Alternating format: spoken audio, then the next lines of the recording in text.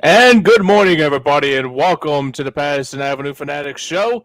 I'm your host, James Scorza, filling in for Tom Kelly this week. With me, as always, is my man of the hour and pretty much my brother from another mother, Joey Marks. What's going on, brother? What is up, Philadelphia? Happy Saturday morning. It sure is, man. Dave, Damon, and Frank will be all back next week after maybe a good portion of Philadelphia sports doing everything they can to keep us all positive throughout the week.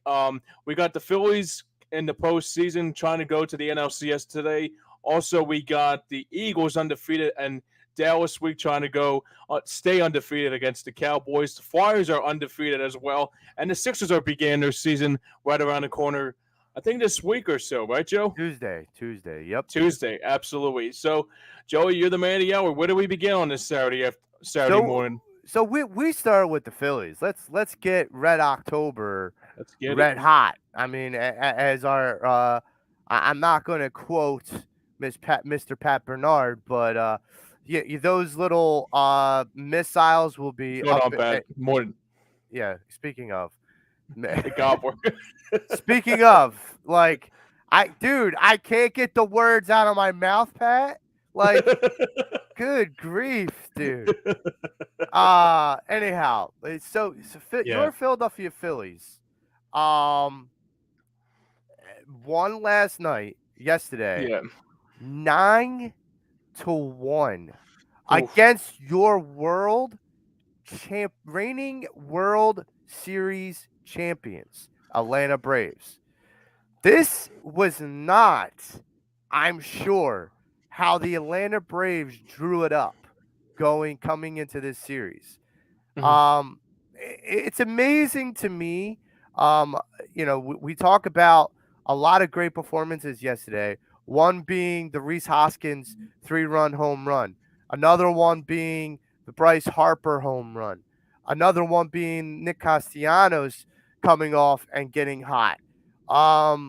Another one which I think gets kind of buried within all the offense is the Bayou Beast in Aaron Nola. This guy, we all talked, and I heard it from every single person that I talked to in September said, "Oh, I don't know, man. Aaron Nola and his September woes." Yeah, okay. And he weathered that storm. And he got to October, and we never seen Aaron Nola in October. Well, what we know about Aaron Nola in October is he turns into the Bayou Beast in October. James, talk to me about what your impressions were about this game yesterday as it was happening and after it was done. I mean, I gotta say that was probably the funnest baseball I watched in a very, very long time. I mean, this whole playoffs has been really lived up to the hype, Joe. I gotta tell you what. I think the one thing I took out of that yesterday and all the playoffs, including St. Louis as well, is that this team does not give up. I mean, even when they were down in the ninth inning against St. Louis, they never said this was the folding the tents. And even yesterday, they were They were down 1-0, and they never actually they weren't down 1-0. I'm sorry. I thought they were down 1-0 because I thought Acuna scored on that run in the first inning. But after that first inning, Noah had he looked like he was back to the mid-season form. I think that's the big thing I took Well, out of that. I'll tell you where you're probably referring to it, the struggles is because they had the Braves manager decided that they were going to put their hotshot youngster Yep. Strider in, and the kid, for what it's worth, had 21 wins this year, Hmm. has and he's a really good young talent. I'll give him that. However, he's coming off an injury. And this is where I think the main concern came in for you, and maybe more. I felt that too, in the sense that the first 2 innings he was 6 up, 6 down, and he didn't use a lot of his pitch count. He didn't look, strained. He looked pretty smooth. But then it started to turn. Marsh gets on base. Stott gets a double. Things start to get a little crazy. Yeah, And Pat basically says leadership is the one thing that took out of it yesterday. Bryce Harper setting the tone and being a locker room leader. I agree 100%, Pat. That's exactly how I look at it too. and I'll add into that, he's not just a selfish leader like Carson Wentz would be. He Right. would be a selfless leader like a Jalen Hurts would be. And we'll get into that later. But Bryce he's always been that guy that he doesn't speak like with bulletin board material. He'll speak by his actions. And if he's playing like garbage, he'll let you know. He'll know. He's not going to be like, well, there's another game. He's like, no, I play like garbage. What do you want me to Yeah. tell you? But he's Yeah, and like, when it's my time, when it's my time to do something, and listen, this is a guy. The reason why he came here, the whole reason why he came here, were for these moments. And James, I said on this show a month ago, the cavalry's coming, and the yeah, it is, man. cavalry is here. He Yeah, is and here. that's exactly how I'll put it as. I mean, the one thing I liked about what happened yesterday with Harper, even when he hit the home run, he wanted to go for two. I mean, remember during the eighth inning or around the seventh inning, he hit the home run. Actually, he hit the double, and he was like saying, "Shit, I thought that was gonna be a home run." And I was like, and even though he was, hang on a sec, we got someone coming in. Yo, Dave, what's up, brother? They'll be like, "Ooh, that's my Dave." Hey, guys. David, Yo, Dave, what you doing, man? What's up, fellas? good going on, morning. man? How we doing? Good, Well, we're man. just talking about the Philadelphia Phillies, big W, Okay. and I'm How you feel sure about that the Phils, my friend? What's that? How you feel about the Phils? How do I feel about the Phils? Very excited. well, I It's mean, right October, brother. Plug in. I'm sure you do feel excited considering your favorite player on the team, Reese Hoskins, set a tone by a 3-run shot. And this is a guy that, I'm not going to sit here and make him out to be something he isn't, because he's not a superstar. He probably won't be on this team next year. However, he's making the best of the opportunities in front of him, and you can't deny that.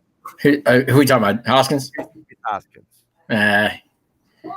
I don't understand. I don't understand what Atlanta did yesterday. It kind of confused me. Can you guys hear me? Yes. Yeah, I'm good, man. We're All good. right, cool. I don't understand why they walked Schwarber to get the Hoskins. That didn't make sense to me. Well, I said I was yelling, which is I'm fighting a cold, but more to the point, I was yelling at my television when they walked Schwarber. I said, "Are you really giving Reese Hoskins a punk card? Are Mm, you really giving him a punk card this early in the game?" Morning, Mhm. Fooch. And when when they did that, I said, "This isn't gonna be good." Well, So what's the one ball Hoskins can hit? Fastball. well, and here's the thing, Dave. Seriously, Dave, now see, you don't need a scouting report to know that. right? Like, that's the difference. and you is had this that guy Strider who's all he does is throw fastballs. well, more to the point, when you give a punt card to Reese Hoskins, and then the first pitch you throw Reese, and Reese even said this to Ken Rosenthal, when the first pitch you throw Reese is a fastball, he's sitting on it. I know. Well, it's not. You're not fooling the man. Nope. Like if you threw a changeup or a curveball, you Mhm. would have probably had Hoskins off balance. You know, Mhm. the other thing I gotta say about Reese Hoskins too, even though he's the. I think the word I can describe Reese Hoskins or one is inconsistency. I mean, he's great Yeah. at the bat occasionally, but then after, like, I mean, his fielding, like yesterday, there was a couple ground balls that could have gone his way, and it's like, and it's just like, dude, you gotta. I mean, you gotta listen to. You gotta be like what Ryan Howard would be. You gotta scoop it up. I mean, there was a play yesterday with 2 outs, and I thought the inning was over, and he couldn't hold on to the ground ball. It was just like, come on, man. I mean, it didn't give him life, thank God for that. But Joe, still, what was the deal when they went for the double play and he dropped it? Seriously, come on, man. Well, I mean, this is why I'm saying I'm not going to sit here and apologize for or try to make Reese out to be someone he's not. Because Right. he's not this superstar that people think from time to time he has flashes of a superstar. Right. But he's not that guy and I mean, he's not that guy consistently, and we know that. Like, this Right. isn't like a mystery anymore. This is a known fact. And you know, it's kind of indicative that he has the 3-run home run earlier in the game and then coughs up a fielding error in the end, like towards the end of the game. It's like, Right. okay, this is the two sides of Reese you get. Mhm. And love it or hate it, that's what you get. Well, I don't mean to interrupt you guys, but we are proudly sponsored today by Cherry Firm and the Cherry Firm at David R. Cherry.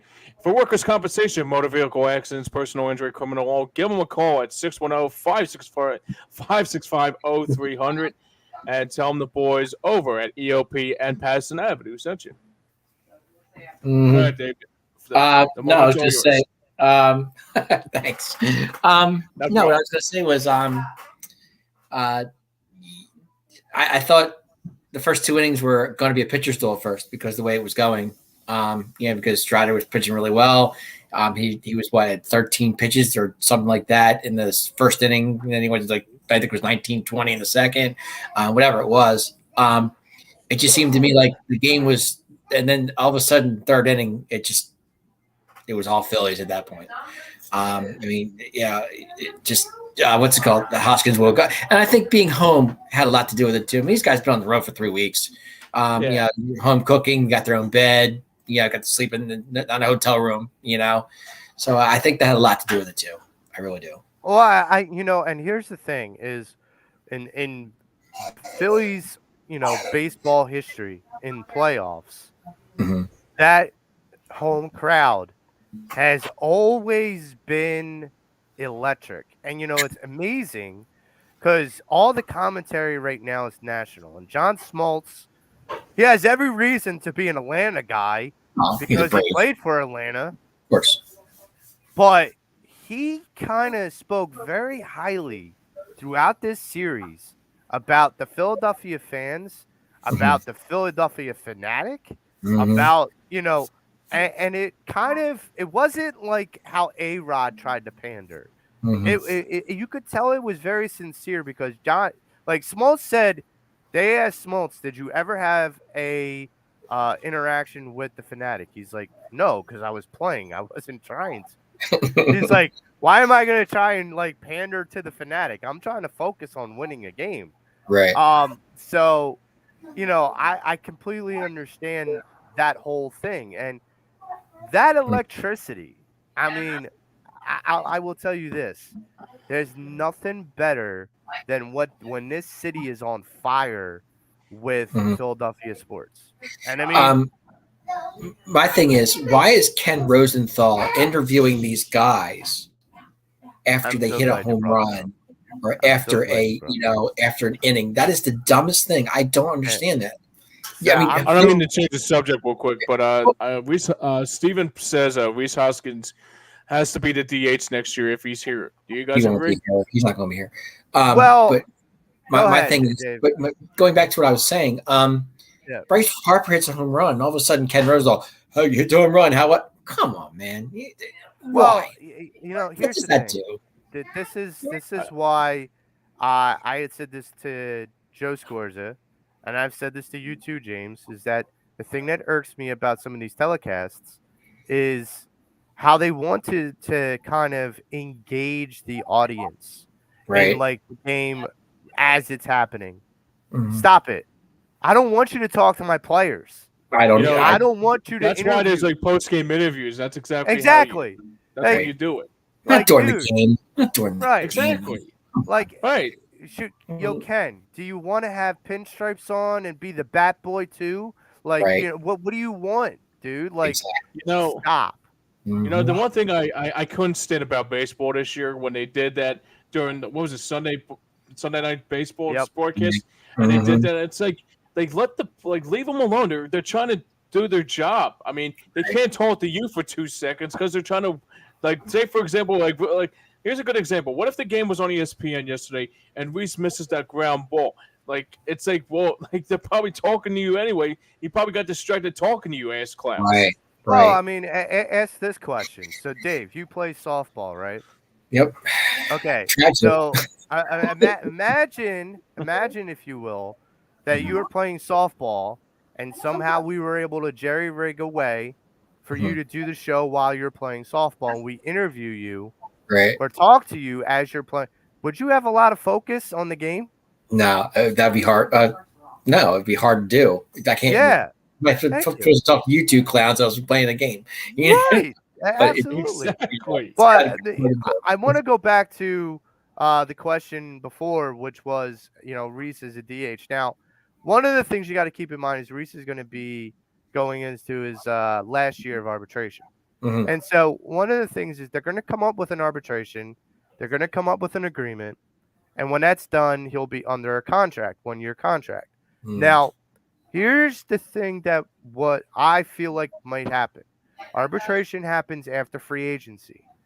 So you have to, but I think it happens after Rule 5, I think.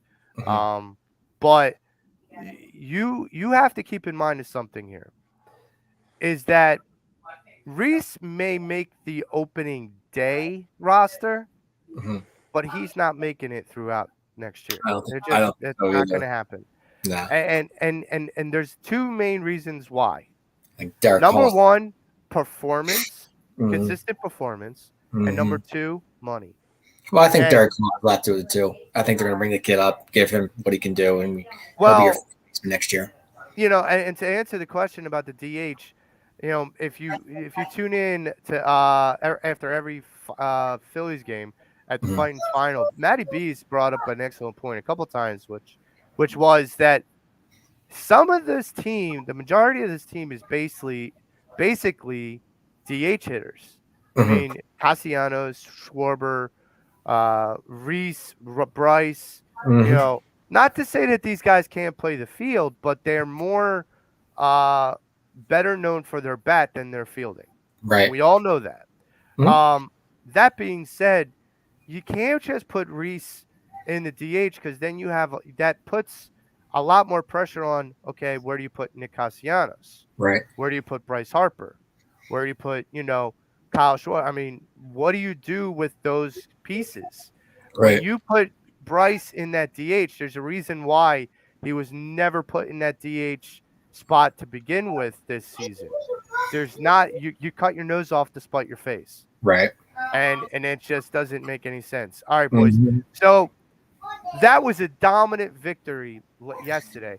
Going into today's game, 2:00 game. Is Real it quick. 207, 205? What is it? 207. 207 first What pitch. is it with the 207 things? I'll never figure that out, but go ahead. It's Cup standard time. 37, 207. What? Why? What is- KYW. You never get any respect. I mean, I'm up. I At just that don't time understand usually that. I've been during trying the to day. figure that out for like the last, leaving the last series. Oh, 207, 407. What? See, I always feel like whenever they do 205 or 605, I feel like it's like KYW when they go, it's 6:00 a.m. KYW. It's like, And the okay, jingle hits. yes. But what's And with it's your like, 7? What's so special about 7? I don't get it. I don't I know. don't get Anyhow, so Today's quick game is turnaround. 207. Okay, gotcha. Quick turnaround for this team. It's You 2 o'clock got in the afternoon. you got Noah Syndergaard versus Charlie Morton, Mm. and Morton is another fastball pitcher. He's Thor. another guy who relies a lot on his fastballs, but Yep. he's a bit more seasoned. Oh, than he can throw a Strider. slider. He can slider too. Some at one times. Yeah, but there's a reason why he's got the good old Uncle Charlie. That's why they call him that. Right. My question to you guys is, does this game, because it is such a quick turnaround, favor the Phillies regardless? Now, I'm going to get into the pitching matchups, but does this turnaround favor the Phillies in any way because of how quick the turnaround is from last night to today? Well, Dave? yeah, I would think so. I mean, the last thing the Phillies want to do is go back to Atlanta for Game 5. Right. I mean, you want to stay home. You just came home. Why would you want to go, back to Atlanta and give them a chance? But like I said, if the bats are continuing what they did yesterday, then I don't think Atlanta has a shot in heck. But with Thor on the mound, I think they got a chance because Thor is not Thor. He's not the same pitcher he was with the Mets. Right. Not even close. Right. But do I think today's game is actually going to be closer than it was yesterday? Because of the way the pitching matchup just goes. I think that's just me, but James? we'll see. Yeah, I agree with Davis saying. I think the other thing too, I think they should just close it out today because I think tomorrow's game 5, right? No, I think Monday would be Game 5. Oh. That'd be a travel day. Sunday. Oh, it is Is it Sunday. Sunday? Okay. Sunday? Oh, it's Yep. Sunday. Okay, I thought it was Monday. My fault. Okay. So it would be a No. Sunday game at 4:37. Oh, there we That's go with what- 7 again.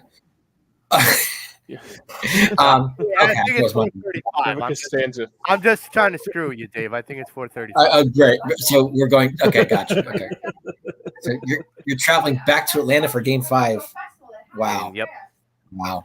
Yeah, And I think they should just close it out today. Quite frankly. I mean, if So- they can, great. If they can't, I agree with Yeah. Dave. I have, I was on the final yesterday, and I had expressed came out when the announcement dropped about Thor going to be the starting pitcher. I gave probably a big groan across the city of Philadelphia, just because I don't think Thor. Now, Matty B brought up a great point, but I don't think it's enough of a point to validate starting him, and that is that Thor has playoff experience. So Sure. he knows the moment. I get it, but I agree with Dave. This isn't the Thor of old. No. This is not a guy that's going to drop the hammer. When you throw a 94-mile-an-hour fastball nowadays that has no movement, it's just a beach ball. And that's what I worry about. I would have rather have seen them given Bailey Falter the start and the nod. You know and what, had Joe, I agree. and I had agree. and had Thor and Eflin as your backup, Mhm. like as your safety net. Mhm. That way, if Bailey Falter, winds up struggling, you Mhm. have somebody that can bail him out. You don't have to. But today with Thor, you're gonna have to have that hook very handy. And There's one guy that I'm not that has not come up big for the Braves right now, and he's so overdue, and that'd be Alex Riley. Alex Riley is not coming up as big as I thought he would in this series so Austin far. Riley. Did I say Alex? I mean Austin. Sorry, Austin Riley. But my point being is, I think with Thor on the mound, he might this might be the game where he actually steps up. Because because games 1 and 2, he really didn't do much. Yesterday, he didn't do anything either. So I think he's so overdue for a game. I think Austin Riley could be the factor in this game going into Game 4. I agree. Yeah. This has been a kid that, if you remember a couple weeks ago on this show, me and you had the discussion. This kid could win MVP. Right.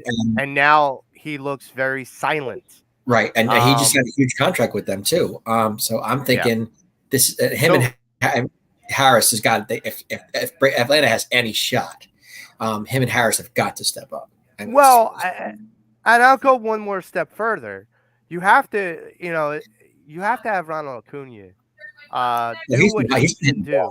He's doing his thing. He is, but if you aren't pairing him with other successful at bats like Austin Riley, like Harris, like Darno, like Olsen, like if you're not pairing him with anybody else, it's like Schwarber leading batting leadoff. So, it's going to be a struggle.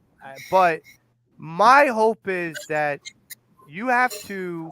It's all hands on deck today for the Phillies and the pitching crew. And people go, well, aren't you worried about going and depleting your resources before Game 5? No, because you don't want to play for Game 5. You want to end it today. Done. Right. Stay home because the next series will probably be West Coast. Oh, because it'll be either the Dodgers or the Padres. And San Diego won last night. They won 2-1 last night. So they're up 2-1 on the Dodgers. Can you imagine both wild card teams in the NLCS? Seriously? Wow. That blows me. I like to just blows my mind. I want to reiterate to people something I had said before. And this was the wild card is not necessarily a detriment for any team that gets in. It's almost a lucky charm because it's all it is. Think about it this way. The Braves in the NL East went in, were the wild card, won the World Series. The Nationals, NL East, went in as the wild card, won the World Series. Why not the Phillies? Why not that same formula? Why not the Phillies? Well, the way things are going their way, it's amazing what's happening with this team. I mean, to me, we were 13 games out at one point, whatever we were, and all of a sudden we wake up, we start playing baseball again. Your captain is back. It's just the way things went. I mean, things are going their way. Yes, Dave. Steven says that bye has done nothing for anybody. I mean, I agree 100% right there. I agree with that. If anything, it's hurt them because they, like I said, Atlanta has to play for 10 days, knowing going into the series. But it's like, I mean, I just find it like the Mets win 100 games and they get knocked out in the first round. The Braves, you mean the guys who thought was going to go to the World Series? Yes, Joey. I thought they were going to the World Series. I thought they had the team to do it. They were hot. They were hitting the ball. You know what other team you thought was going to the World Series? They're down 2-1. Yankees. They're not done. That series isn't over yet. I understand, but 0-8 for Mr. Home Run King. Mr. Home Run King. I know. I'm aware of that. But who's the one that's sad?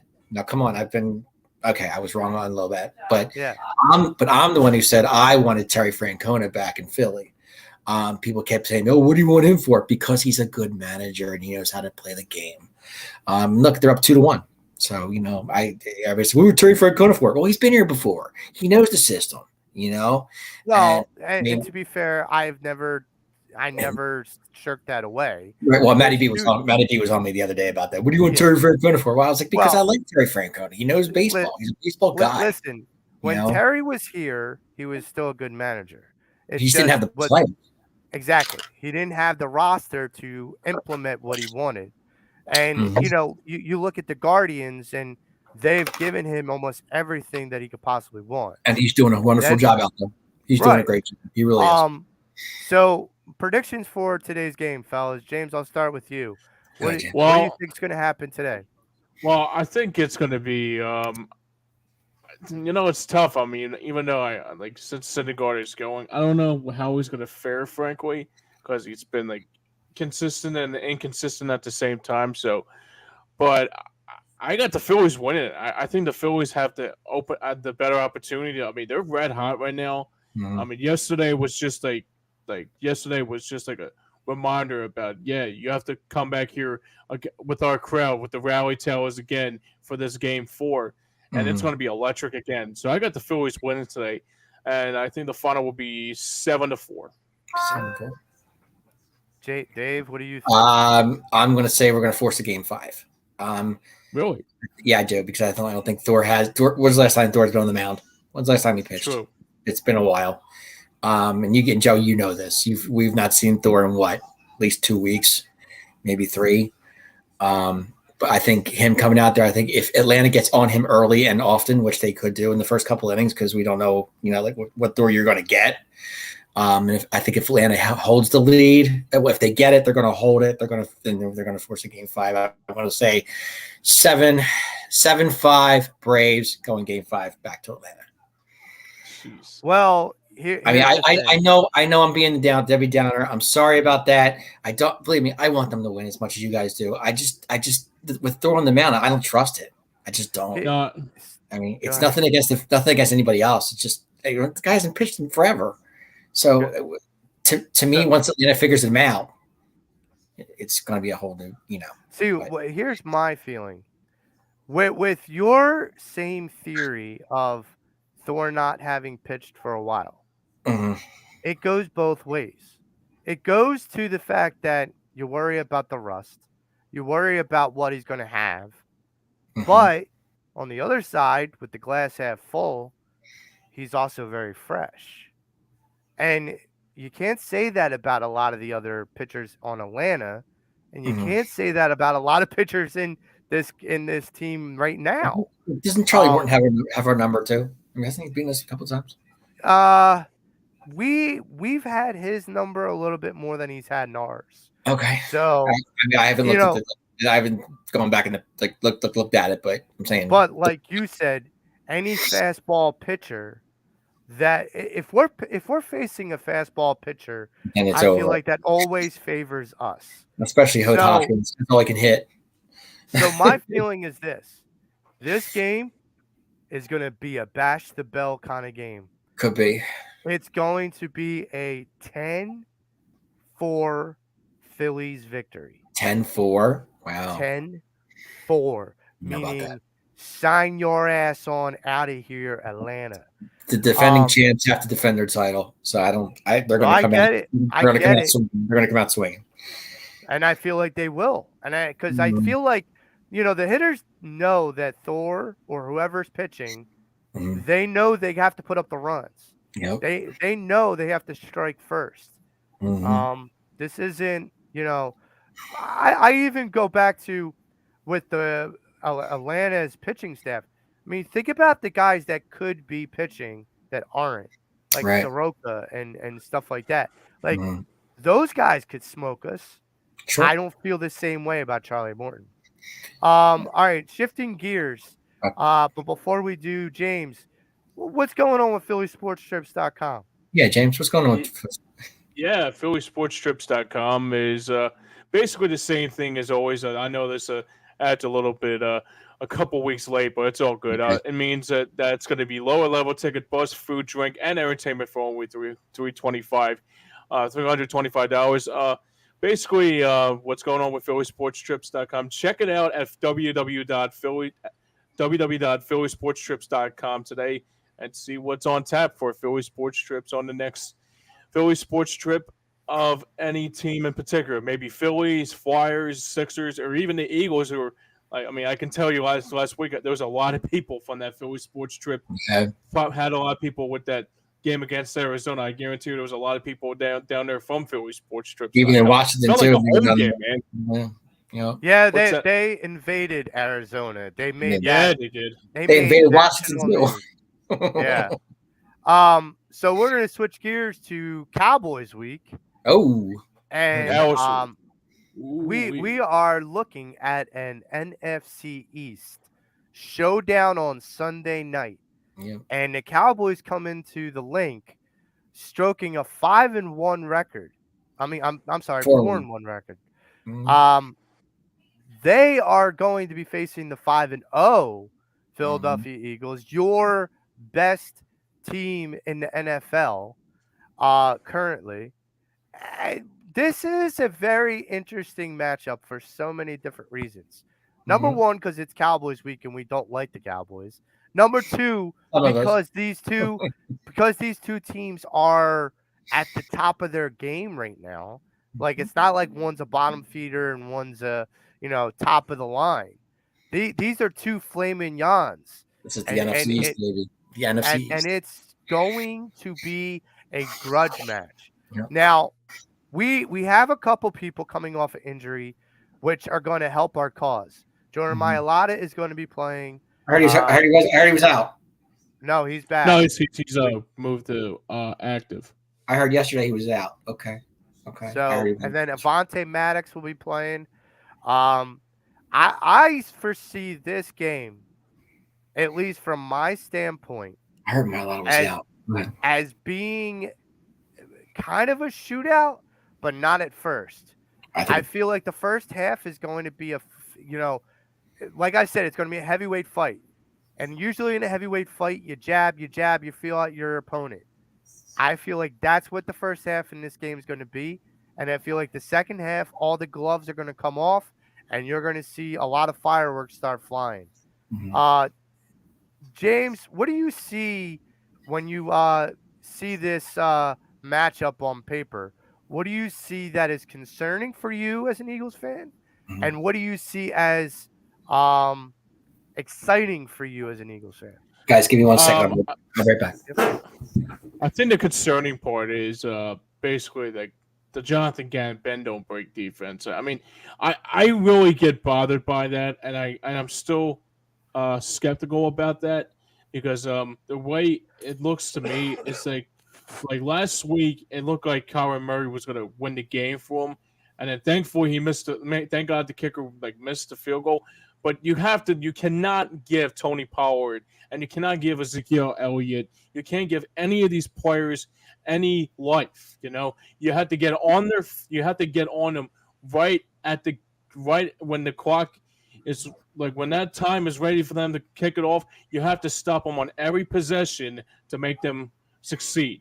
And if Jonathan Gannon has a bend don't break kind of defense again, it's going to be really concerned. I mean, I don't see the Eagles losing this game whatsoever. But I do worry that Jonathan Gannon's bend don't break defense is going to come back and bite him one time when it really bothers me the most. But hopefully it's not tomorrow.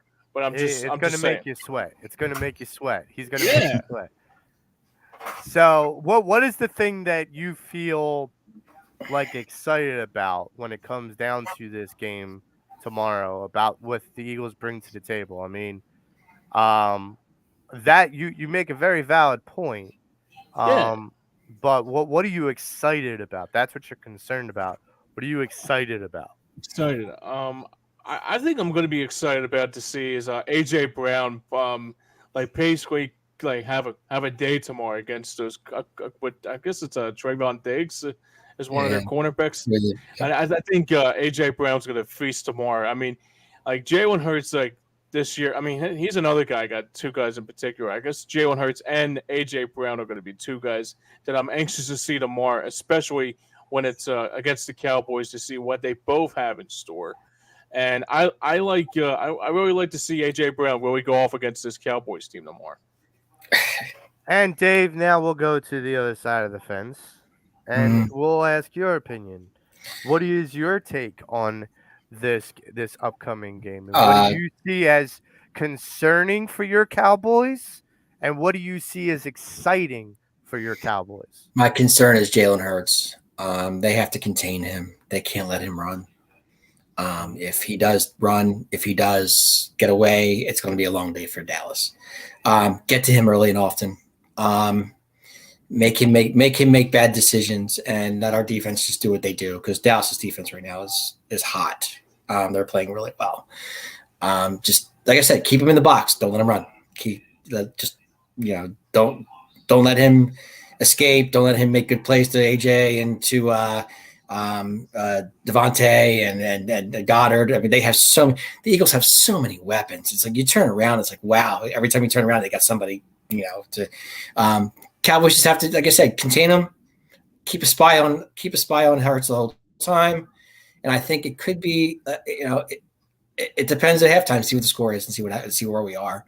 What is the exciting thing that The you want to see? exciting. I want to see I want to see the matchup between. Let's see I guess I want to see Diggs on AJ Brown. That's what I want to see. Like James was saying, I think if Diggs could just stick with him and yeah, but do not put AJ Brown on or don't put Anthony Brown on AJ because all day long that's not even. I mean, AJ is going to tear him up, and you know that. But like I said, just exciting. I want to see a back and forth defensive battle.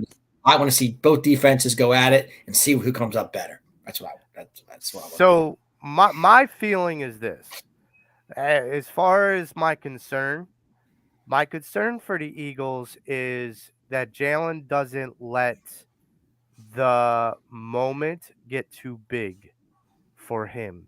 Possible. He's got to play within what he knows. He's got to slow his heartbeat down because he hasn't done well against the Cowboys in his career so far.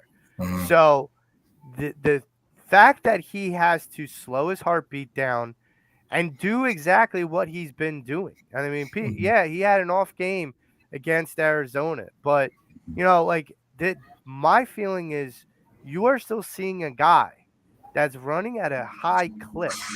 The record for total touchdowns for a Eagles quarterback is 35 total touchdowns by Randall Cunningham back in 1990, something like that. Right. So, when he did that, I'm like, wait, okay. Now you have to understand the record for rushing touchdowns by a quarterback is already set by Jalen with 10 last year. He's at 5 right now.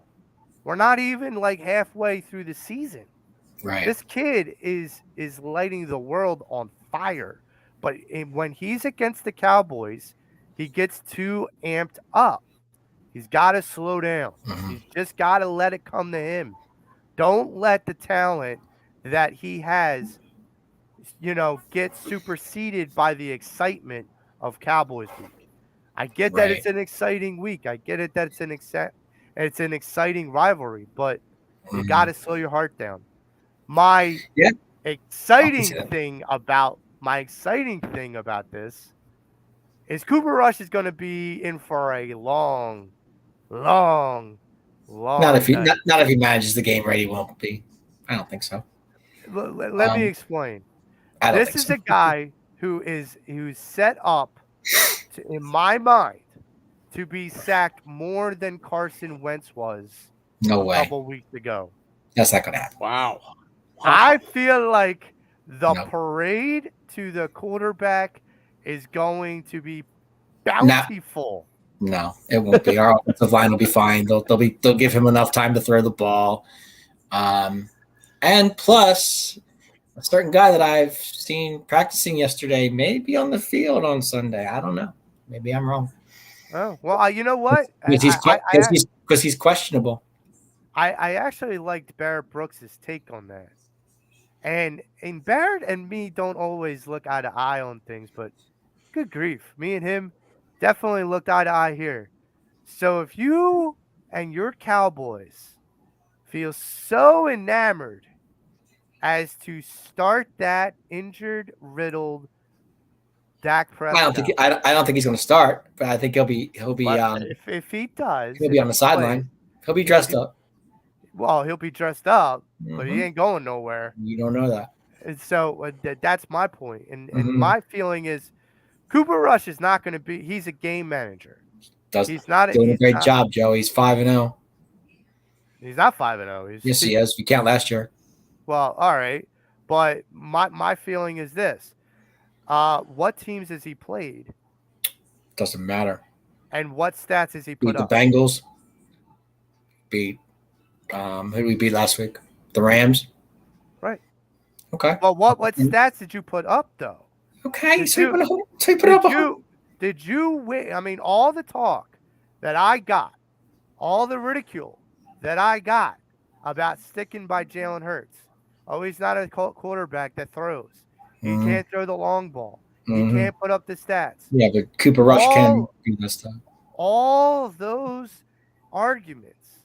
Mhm. And Cooper Rush can't throw over 100 yards in a game. Cooper, he's doing just fine.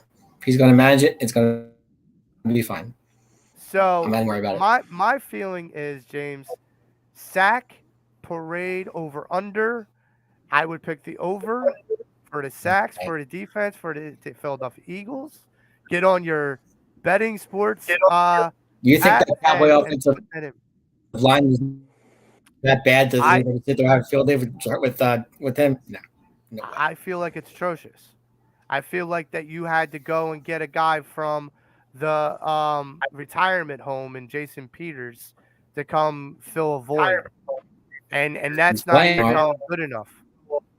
He's ready to go.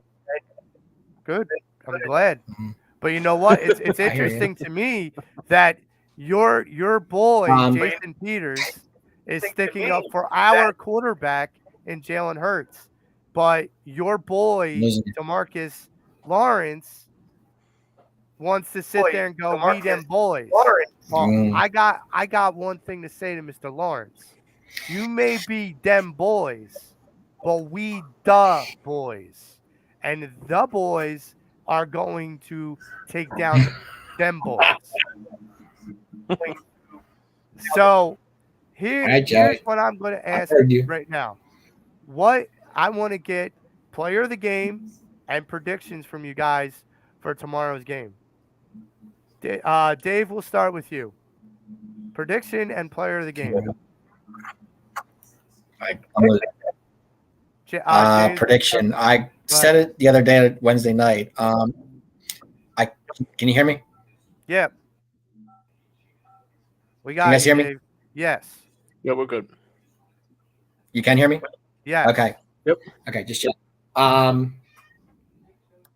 prediction the other night, I kind of went overboard on the defensive side. I avoided the defense side of the ball, which I should never have done. I didn't think about that when I said it.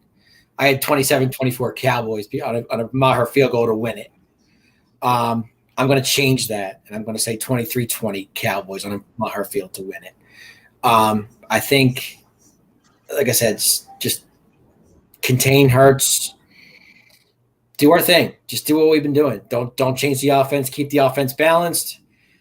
Let Zeke and Tony run all day, and I think the Cowboys can pull this off. Who's your player of the game? My player of the game. It's a good question. Does it have to be just one player, or can it be anybody? No, it has to be one player. I'm gonna say the Cowboy defense. But, one player. That's fine. My player of the game is gonna be. I'm gonna go with Donovan Wilson. I think Donovan Wilson's gonna be the spy. He's gonna have a good day against that Eagle offense. All right. So James, prediction and player of the game. I got the Eagles winning this one. I think it's basically. I don't think it's going to be this close. I mean, Hurts is just on a tear right now, and I think the other thing I took out of it was that. I didn't hear your score. Say it again. What's that? James, I didn't hear your score. Say it again. I didn't hear your score. Say it again. I didn't say a score yet. Okay, sorry. No, you're fine. Okay. But I would say, go ahead. I would say the Eagles win 24-10 in favor of the good guys. Who's your player of the game? And we're gonna Jake Elliott. Ooh. Yes, 23-10. We got you, Mike. We got you. Okay. So I'm gonna agree with my colleague in James Scorza and say this game's not gonna even be close. No. That this game is going to be. Stop. It's not going to seem that way. You're just not taking out the seem Cowboys defense altogether, right? What's that? It's not going to seem that way. What's that? I think we lost Dave. Anyhow, my feeling is that it's not going to even be close because of this. Go ahead. My feeling is that the Cowboys, the defense is going to be good, but the Eagles' defense is going to be better because what options do you limit if you stop the run? You then you have to force Cooper Rush to become a quarterback, not a game manager, but a quarterback. So my feeling is this. This is going to come down to, and you're going to like this, James, Mr. Jordan Davis. He is going to be my player of the game. I'm losing it. UGA. Who? Jordan Davis. Oh, Jordan Davis? Okay. Yes. Because he's going to stop the rush more times with Zeke and Pollard that it's going to limit what the Cowboys can do offensively.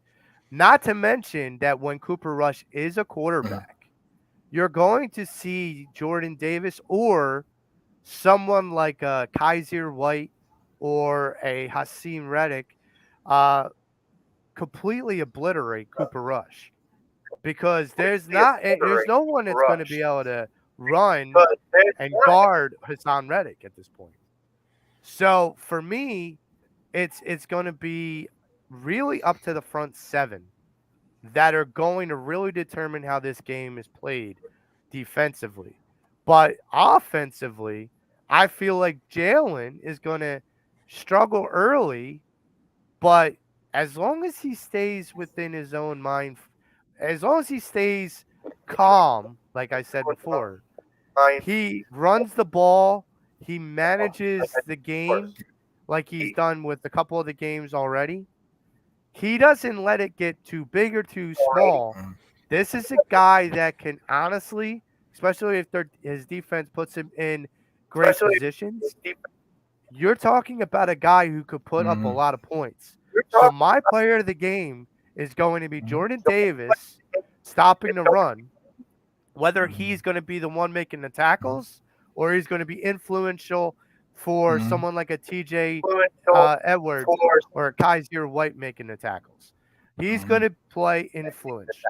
Joey, just keep in mind. Score is Joey, can you hear me? My final score is 35-14 Eagles win. No way. No way. Joey, keep in mind that the Cowboys defense have not given over 20 points in all 6 games they've played or 5 games they've played. You can't say that. No way. You're going into hostile environment. Yeah. You're going into hostile environment. You're going into an offense, like you said before, that is an offensive juggernaut. They haven't faced the type of offense like this. We went to the Rams last week and okay. I'm just saying that this is going to be a very big spoiler. We played Tampa. We gave up 20. 19. Okay, we can't say Tampa. All right, Joey, don't be too upset when you boys lose tomorrow.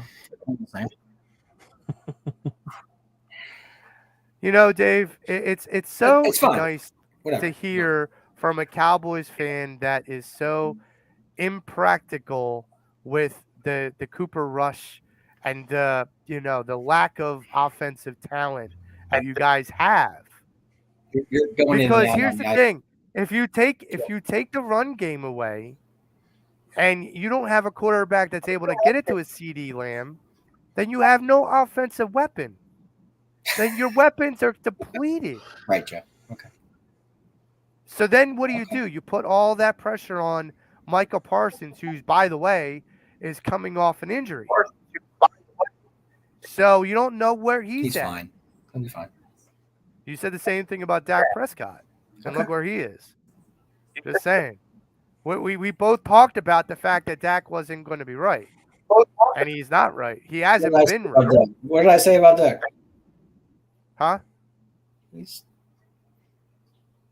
Okay. So, all right. So we're going to switch gears. I hear you.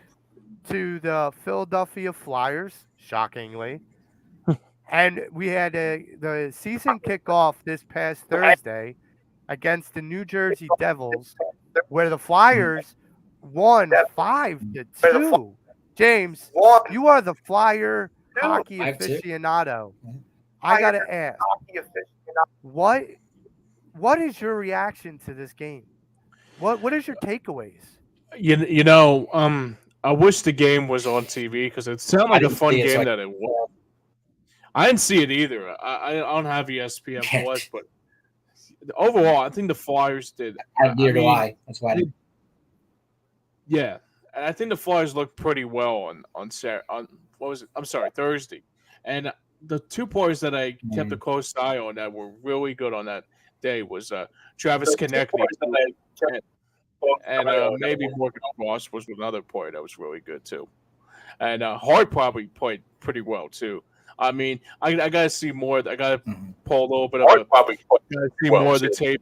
I didn't see much of the highlights of it, but overall, I think they looked very, very good. But overall,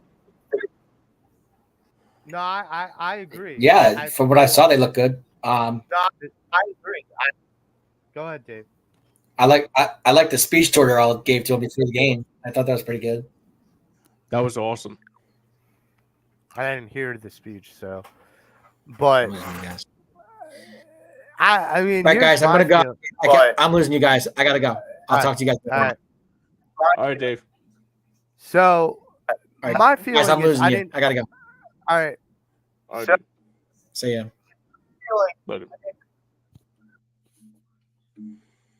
So I didn't hear the speech that Torts had said, but one of the things that I know about Tortorello, and I kind of, so I played hockey when I was younger, and I played with, under a couple different types of head coaches. Ones that were very encouraging, ones that were teacher oriented, ones that were very hard nosed.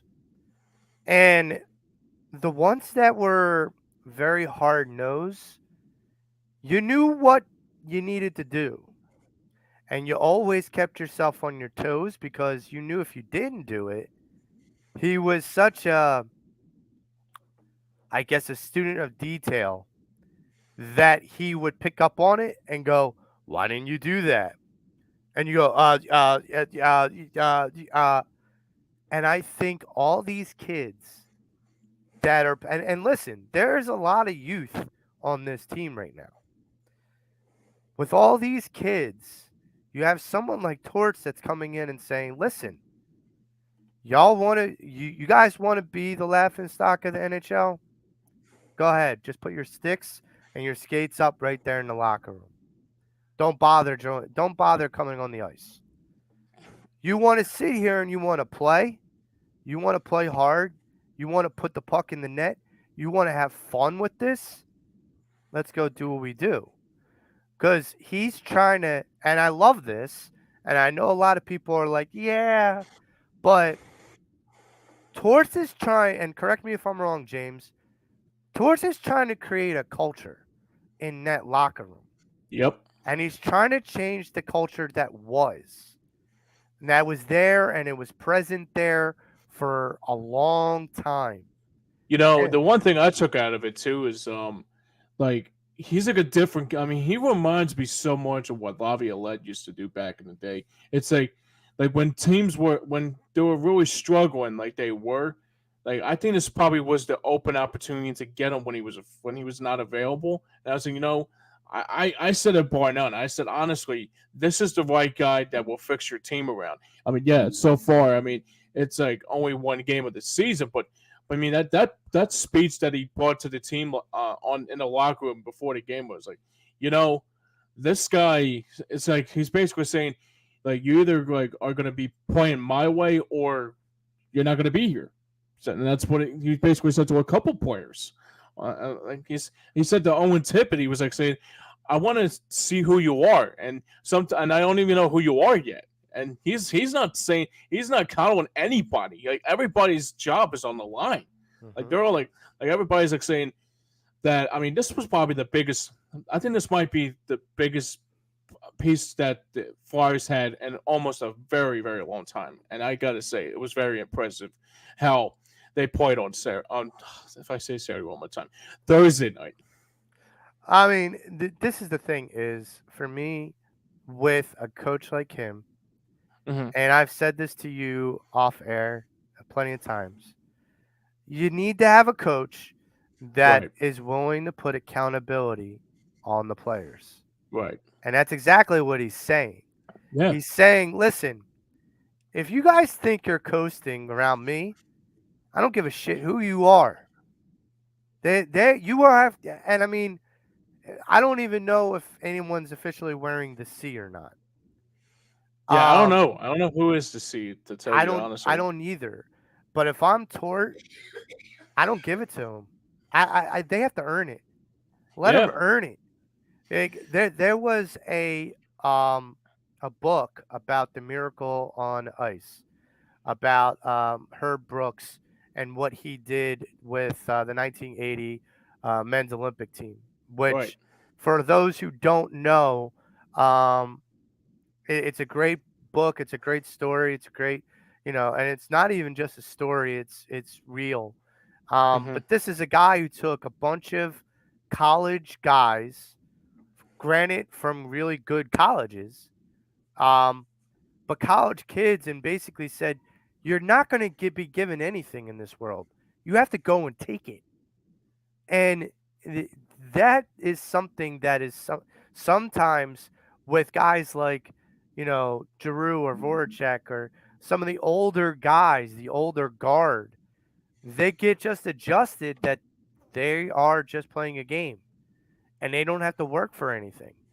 And I think I love the mentality. He says, you're not going to just, I don't know who you are, and just because your name is Owen Tippett or Wayne Gretzky, I don't care. I really don't care. right. My feeling is you have to prove to me who you are. That means a lot. And I mean, you want to talk about now. Look, I'm not. Believe me, Chuck Fletcher's still a douchebag, but the biggest pickup this offseason for the Philadelphia Flyers has to be Tortorella. Oh yeah, Because he's the guy that, regardless of what players you put in that locker room, those players are going to want to play for him. And that says a lot.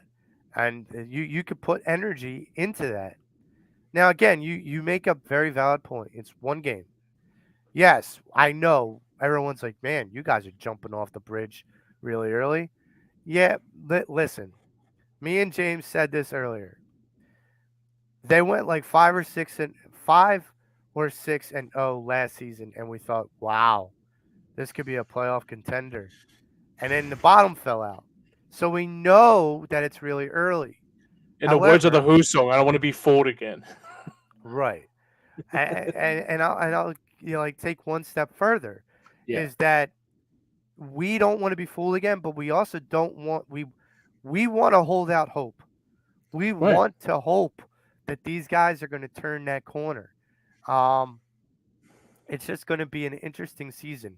James, give me a prediction of what you see this team doing as far as wins. What do you see this record being for them as far as Um, victories? I would say maybe probably close to like 28, 29, or maybe 30 wins. I mean, that all depends on how they do tonight, rather, and also how they do in the season. I mean, I think the one thing that they try to do on Thursday night was like just try to make a good impression on the new coach. I think that's exactly how they would look at it. And I mean, if they play like this, if they play like how like balanced they did a couple nights ago, and actually, like you said, like Carter Hart only had saw 36 shots. I mean, I would be okay if that was the case. I mean, if Carter Hart's seen like a shit ton of shots, it's like then nothing has really changed. But then you have to say if this it's not John Tortorella's fault, it's more like it's upper management that didn't get the talent that they need, and the talent was there, like that you could have got them, but like a Johnny Gaudreau type, like I said a few months ago. But overall, like I gotta see how the season plays out so far. But if they play like this, like on like they did on Thursday night, they could probably win 20 or 30 games, to say the least. See, I go with something that was said by John Tortorella Hmm. at the end of the game on Thursday. And excuse me. So the Flyers last season were never adjusted to playing with a lead. Mm. He said that's got to be our mission from game to game. We have to Right. play ahead. And that gives you a lot of protection if you're talking about your goaltender. Right. I could see this team pulling off 35 wins. Now, listen, 35 wins does not put you in the playoffs. So let's No. not get all hooplaed up that I'm saying 35 wins. But it's a culture that like you want to have. Like if you have 35 wins, then you have like a culture of good hockey going into the next season, which I understand that. Right. And it's a stepping stone. Exactly. It's a matter of, okay, where do I want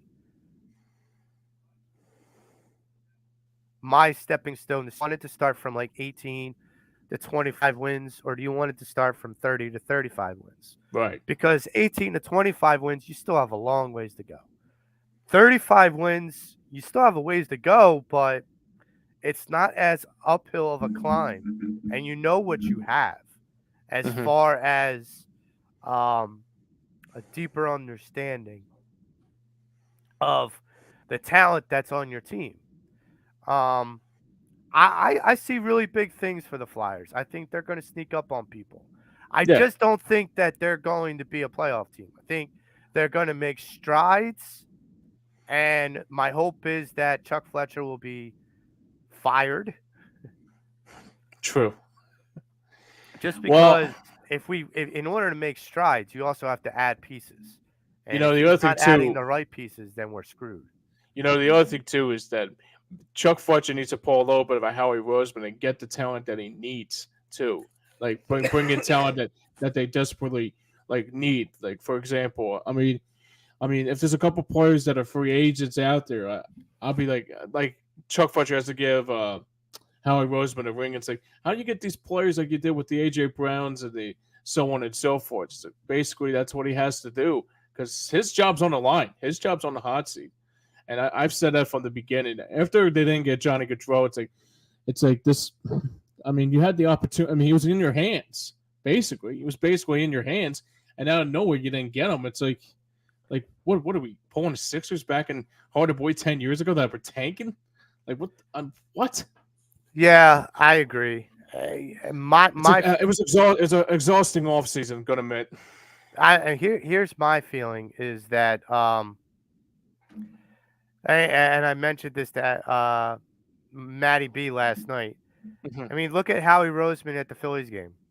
Yeah, You know, winners stick with winners, and you had Darren Morey go to the Eagles practice, so he's Yep. getting tidbits. You have Howie going to a Phillies game. I'm sure he ran into Dave Dabrowski. right. Where's Chuck Fletcher? I actually that's a good question. I mean, yesterday, they had Rob Thompson. I guess It's like, they dude, being hints. it's I don't get it. I don't get it. So let's move on to your Philadelphia 76ers, who will be kicking off their season against the Boston Celtics. You want to talk about the idea that we are in Dallas week. Mm-hmm. You want to talk about the fact that the Phillies could be in the NLCS. You want to talk about the Flyers and the hopes of possibilities there. Now you go to the Philadelphia 76ers and you play one of the hated rivals in the Boston Celtics. You have the Boston Celtics away, the Milwaukee Bucks here, and your San Antonio Spurs here. James, what's your takeaway with these three games?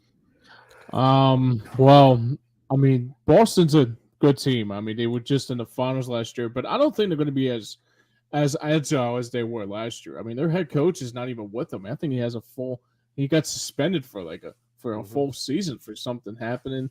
I don't know the whole situation. I'm not gonna get my nose into that.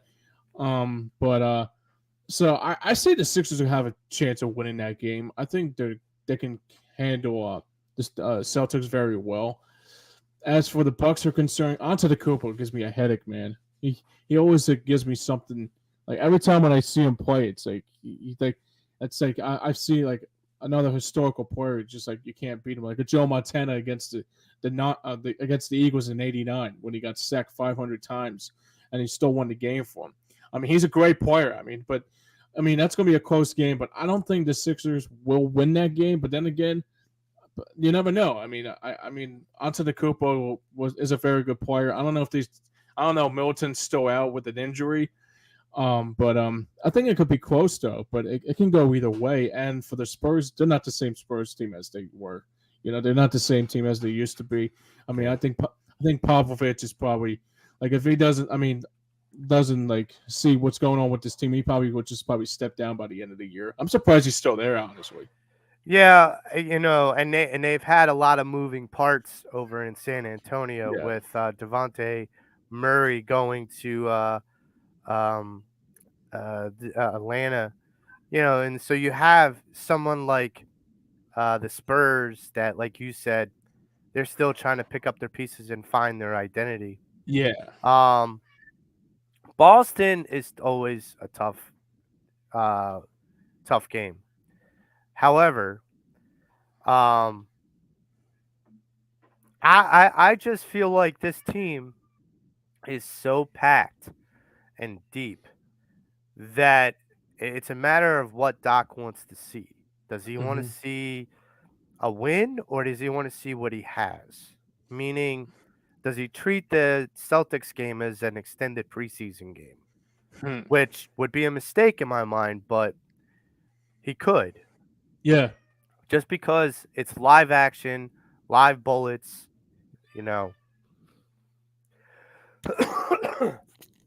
So, and then with the Milwaukee game, I'm with you. Like, they always scare me.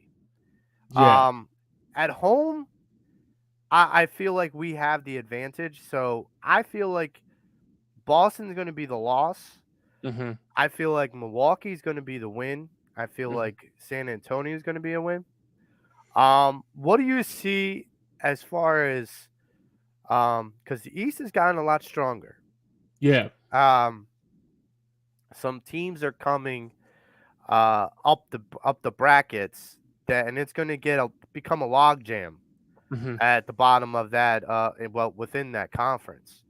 Where do you see the Sixers record wise? And I know it's very early, but figuring out where you would like them to land as far as record and position, where would you want them to land, knowing where the East is already starting to kind of form out? Yeah. What was their record last year? Just to be on the same page. 50 wasn't 60. It was 58 or 56 and something. Oh, okay. So I guess I could say around that same area. I guess like 56, 57, maybe 58 wins. Okay. You say I think it's going to be. It's like you said that Eastern Conference is like stacked all over.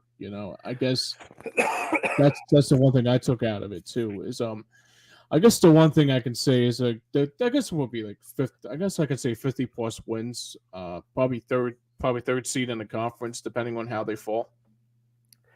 See, I feel like this team could go, and it might seem like a step back, but iron sharpens iron. Yeah. And I feel like even if they took a step back statistically, right, they may not be taking a step back talent-wise. Right. So, because you got to understand, the whole East is going to be strong. So if you're if you remember the West a couple years back, like the 8th seed could have been the number 1 seed in the East. Sure. Like right. that's the way that it looked. Um, my feeling is this: the Sixers are, I think, a 60-win team this year. And I think they're a 60-win team, but I don't think they're going to be any higher than the 4 seed Hmm. because I just don't like the Hawks are good. They Yeah. reloaded. Yeah. The Cleveland Cavaliers reloaded. Yeah, I forgot about that. Donovan Mitchell. Donovan Mitchell's with them You now. I have forgot all about that. Brooklyn. You have you I don't have think Brooklyn's Milwaukee. going to be as. I don't think Brooklyn's going to be that as agile. I mean, they still got to. They still got to like a. They, Sorry about that. Yeah. No, you're good, man. Just like the whole Ben Simmons, the Ben Simmons thing is like, it's a joke. It's a Yes. joke. It's like so bad. Well, I mean that's the thing is how bad or how good will the Brooklyn Nets be? Who knows? Yeah. If they play Ben Simmons a lot, probably terrible. But then you have Milwaukee, you have the Celtics, you have the Heat. You have a lot of hungry dogs underneath there that could shock you. And that's kind of the scary thing. However, like I said, I don't think that takes a bite out of their stats as much as their placement. Right. So you think, oh, they're not going to get above the 4 seed. That's not very good. Well, if other teams are like killing it, Mm-hmm. and you got 8 teams that are 50 wins and above, like if the 8th seed is at 53 and whatever, that's not nothing. That's nothing to sneeze at, Mm-hmm. Who do you pick as your outliers, or who do you feel is your dark horse on this team this coming season? Dark horse. Uh, I'm not quite sure actually. I think it's it could be Miami. Could be. No, I mean player wise on the Sixers. Player wise. Oh, I'm sorry. I'm sorry. Uh, I guess I'm gonna go with PJ Tucker. I mean, he's probably the biggest piece that the Sixers had this season. Because like last year, after like basically taking them down like wholeheartedly, and then now moving on to the Sixers wise, and that's like that's probably one piece that was missing that was all last year with the rebounds that they did not have, and now they got like, and then Montrezl Harrell's another guy that comes to mind too. I think he's another guy that's going to step it up a notch too. I'm with that guy. I feel like He's good. He's good. I feel like Montrezl Harrell coming off the bench is this guy that no one's going to see coming, and they should, because think about all the experience that he's already had in big games, in big plays, in big moments. This guy is ready to win now. There's a difference with what this team is and what this team is going to be. Now, look, you have guys like DeAnthony Melton. You have guys like, House. You have guys like Niang. You have guys that were on this bench. This team is probably the deepest team, Sixers team, I can remember in like my whole entire life. yeah. And that is saying a lot. Now, that being said, how that firepower works and gels with one another is going to be up to Doc Rivers. Right. How does he put these guys in the right positions to win? How does he Absolutely. put them in the right positions to succeed? That's a That's the $1 million thing. question. That's a great question to ask too, and because it's like we all know his history about like not like after being down after being up 3-1, he starts to fade into the darkness, and that's exactly that you cannot let happen. But I think probably since you got the talent around him, maybe the Sixers team will be more agile, to say the least. Maybe. Well, they're definitely going to be a little bit more physical. Right. And that's what was missing last postseason. Yeah, is and I think the other thing physical. too with PJ Tucker being there, and also Harold being there, and also countless others, like you said, and I said too. I think that's exactly. I think this team will be more significant, better. I think they're significantly better than they were last year. Yeah, and you don't have to. I think, and I know a lot of people are going to be like, well, you still have to put a lot of pressure on what Harden does. Still have to Yeah. put a lot of pressure on what Embiid does, Yep. Toby does, and Maxey does. And I'm like, Yep. yes and no. Like, you have expectations. I have expectations of what we expect them to have statistically wise, in Yeah. their box score. We don't expect Harden to do 10 and 10. Like, that's just Right. not good enough. We don't expect Joel to do 15 and 5 or 15 and 15-5 or 15-7 or yeah. something. We don't expect those minuscule just because the depth is there. However, having the depth there when someone like a Harden or someone like a Maxey or someone like an Embiid is having an off night, Mhm. that team rallies around that person and rallies around that downfall. And they Right. go, okay, look, the shot's not falling tonight. Okay, it happens. We all know that. Yeah. So hand it off, pass the baton, hand the pill to somebody else to just hopefully, garner some offensive looks for for the team and to, progressively give them a chance to win games that if they didn't have that type of depth, they would have lost. And I think Um, Max is going to step it up too. He's going to have a stellar season. He looks very, very good. I mean, in that preseason, I mean, there was a couple preseason games. I think he shot a couple triples here and there, and I was like saying, yeah, that guy is stone cold ready for another season. and you keep this in mind too. So you have a guy like, Tyrese Maxey. You have a guy Mhm. like Anthony Melton who's young. Mhm. These guys, along with others, you're talking about surrounding them with a learning tree Right. with James Harden, Joel Embiid, Tobias Harris, PJ Tucker, Montrezl Harrell, and already having a guy like Sam Cassell, who's a great coach. Very Like great coach. that is a lot for these guys to be able to just absorb and be the sponge. But then just imagine what that's going to convert them into.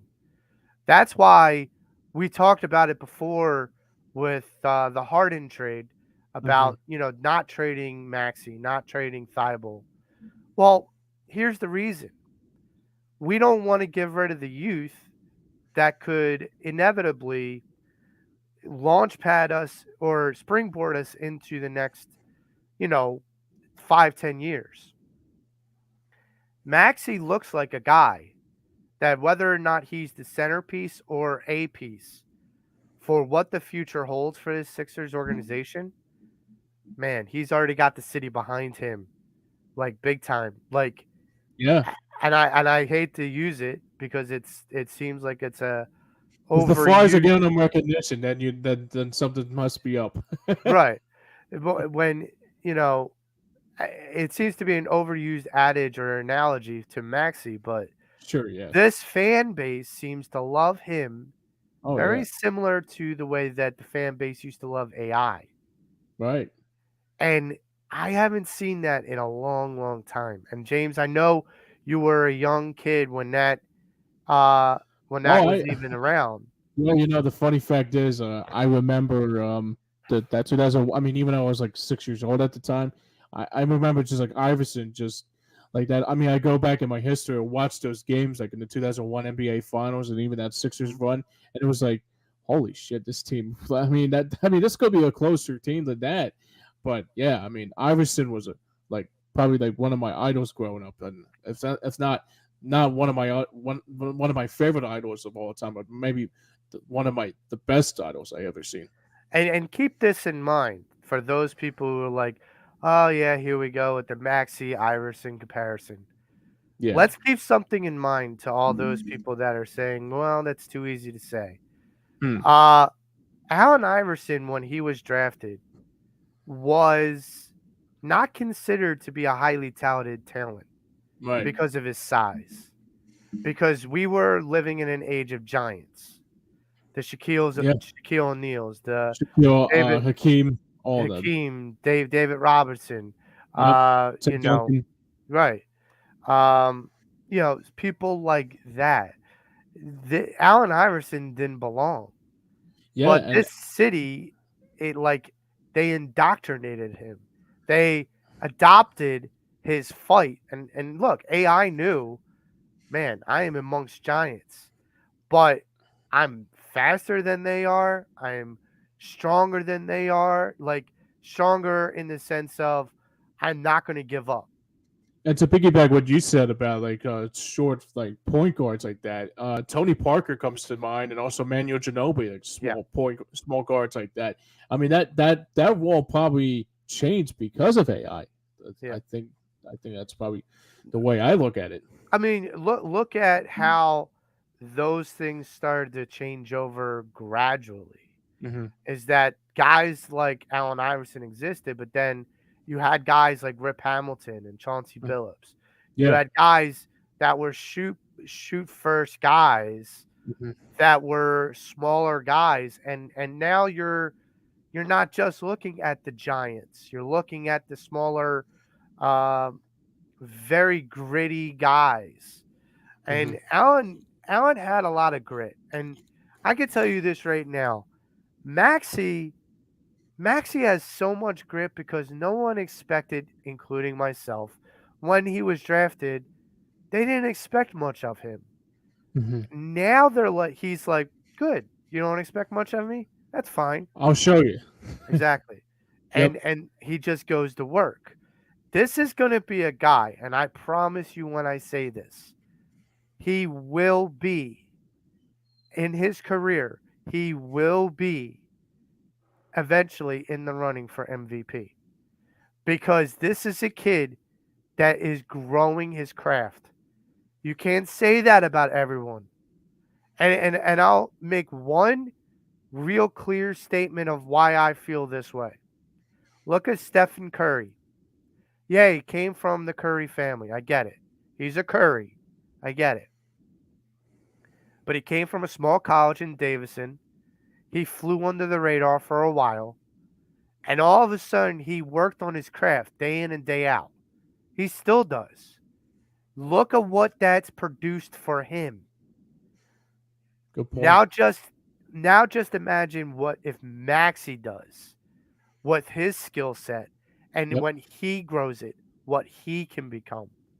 That's the basis in which I'm holding it. Right.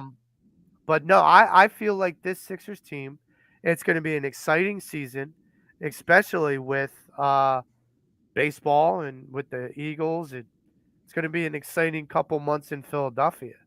To be a Philadelphia sports fan, Oh, it to is. to possibly have championship aspirations come true for this city once again.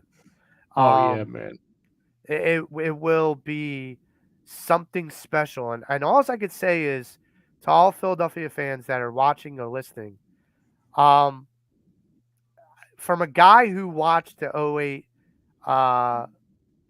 07 to 2011 Phillies, from a guy who watched and enjoyed the 2017, 2018 Eagles, having going through these championship runs, having going through these playoff runs, there's nothing better.